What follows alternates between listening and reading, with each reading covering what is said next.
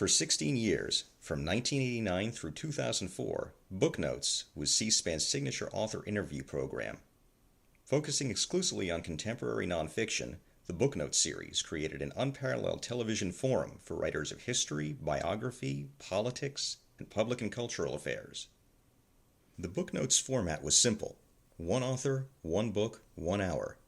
For a full hour every Sunday night, 52 weeks a year, nonfiction writers were asked to discuss their most recent work. Beyond the book's subject matter, authors were also queried about their research, their writing process, and their own lives and influences. The result is a body of televised interviews that serve as a lasting scholarly resource for authors, researchers, students, readers, and educators.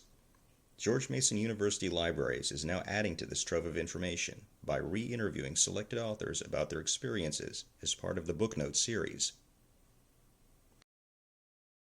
Hello, I'm Lindsay Besterbrucci, oral historian for George Mason University Libraries, and with me is sound engineer Robert Vey.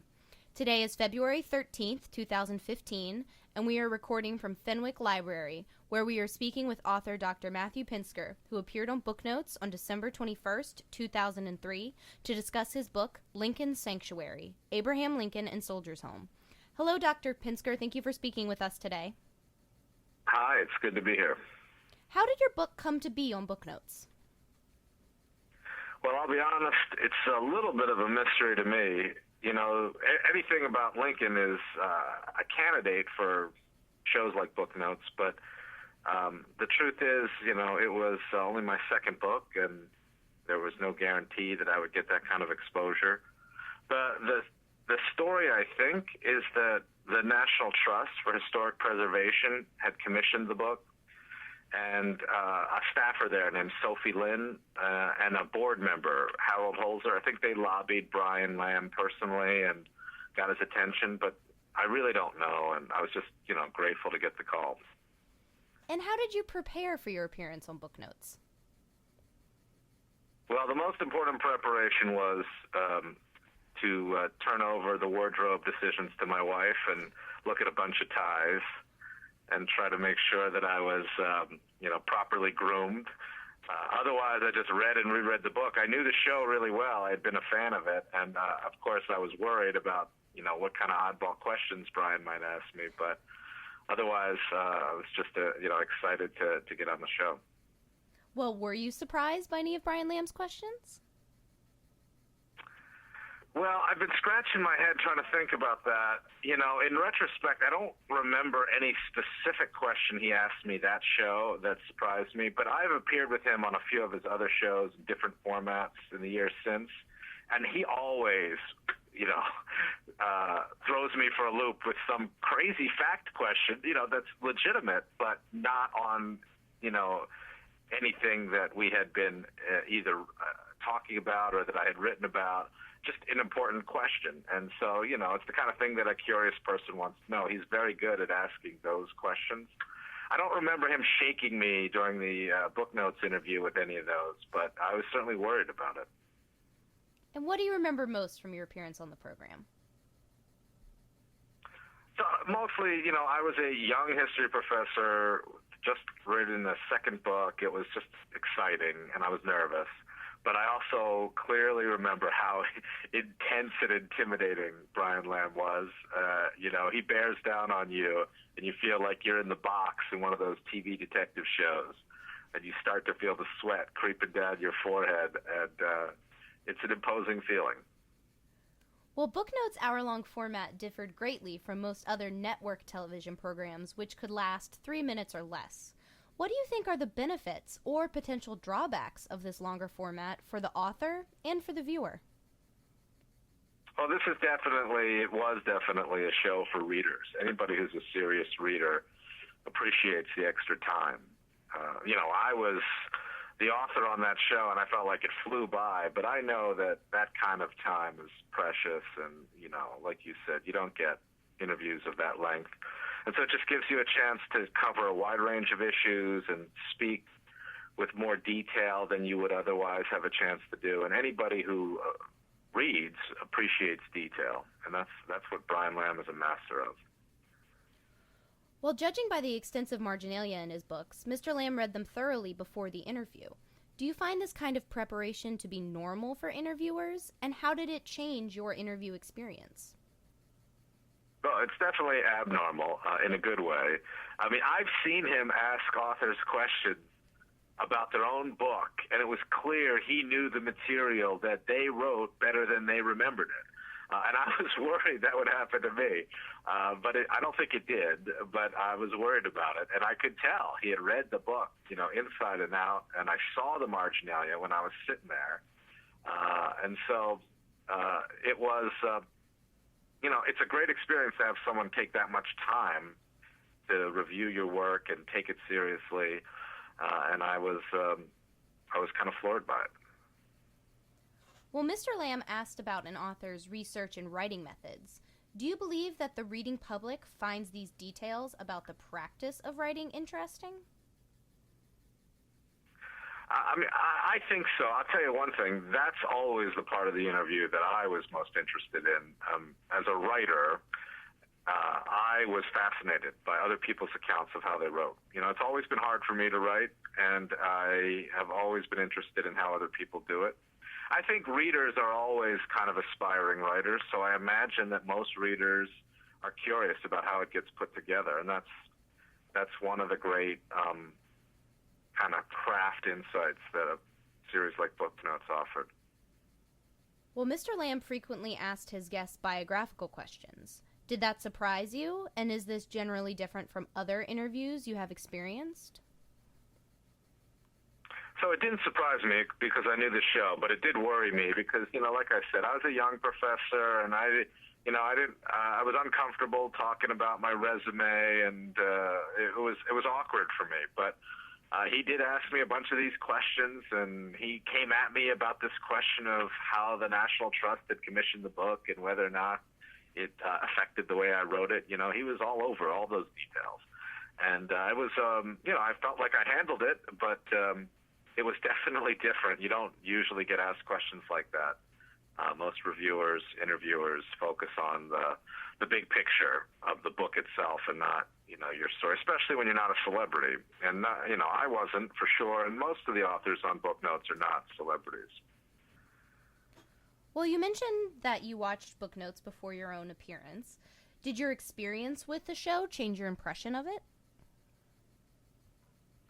I don't think so. He does seem to be one of those people who's the same on camera as off camera. I mean, in my few conversations with him, before and after the taping, he seems to have a great sense of humor. Maybe that doesn't always come across in the interviews, but sometimes you see it. And then the intensity is always there, and that was what I had seen before. That's what I experienced, and every time I've watched it since, that's always what stands out at me. Just a very serious reader.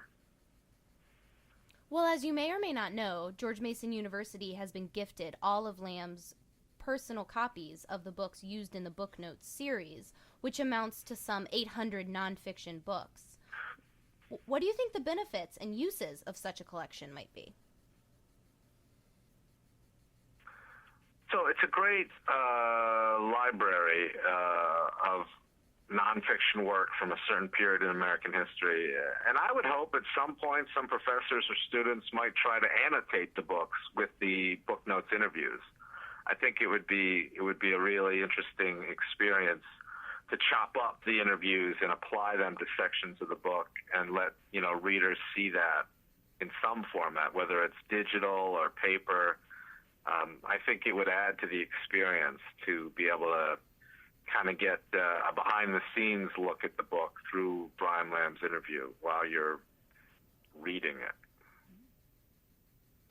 Well, Brian Lamb had a rule that authors could only appear on the program once. If asked back, would you have returned for another interview? I would have come back every week. It was a great boost to my career, and it was a wonderful experience. And, like I said, I had other interviews with him in different shows after that, and I was always grateful for the opportunity. Well, was there a difference in sales or national attention for your book after you discussed it with Brian Lamb on Booknotes? I'm sure there was.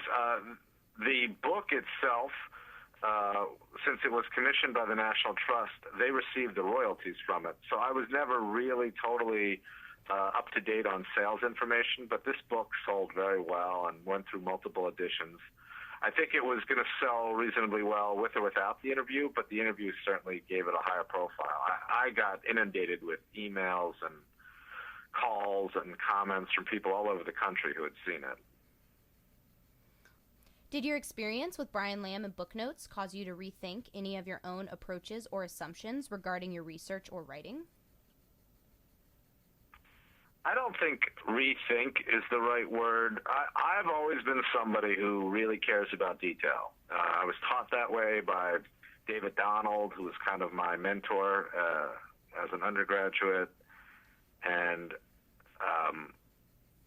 my father was a professor. I'd always been drilled on the value of paying attention to detail. And Brian Lamb's, approach in the interview only seemed to confirm the wisdom of that for me. So I didn't rethink anything, but for me, the experience just confirmed what I always thought was the right approach to the craft. What have you been working on since this book, and which works are you most pleased with? Well, in the years since, I've been writing and speaking about Abraham Lincoln and the Underground Railroad, but it occurred to me that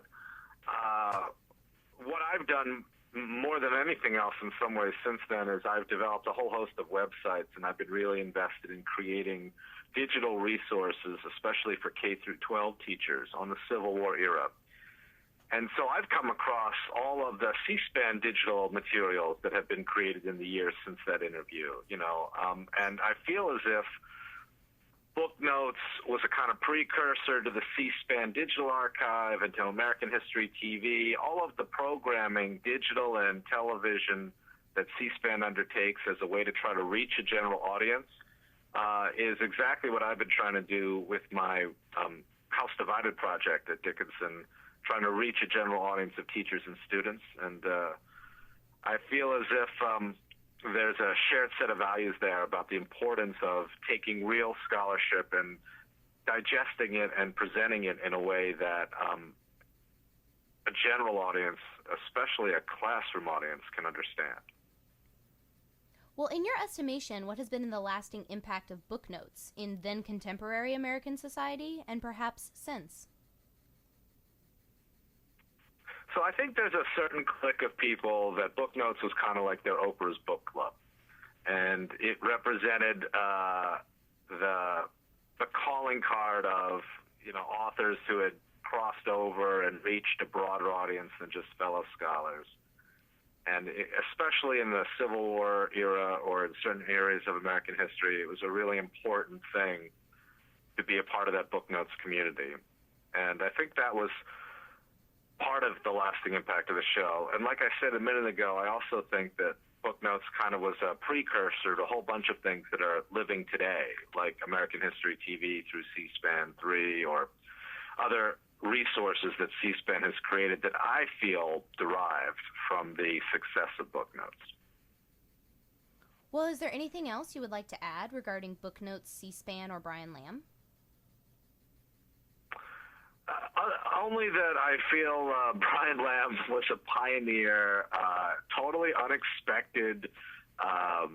C-SPAN and then Booknotes and then the multiple C-SPANs and everything else that's created out of this experiment in democracy, televising democracy. I feel like it's a one-man show, or it was for a long time, and he deserves an awful lot of credit for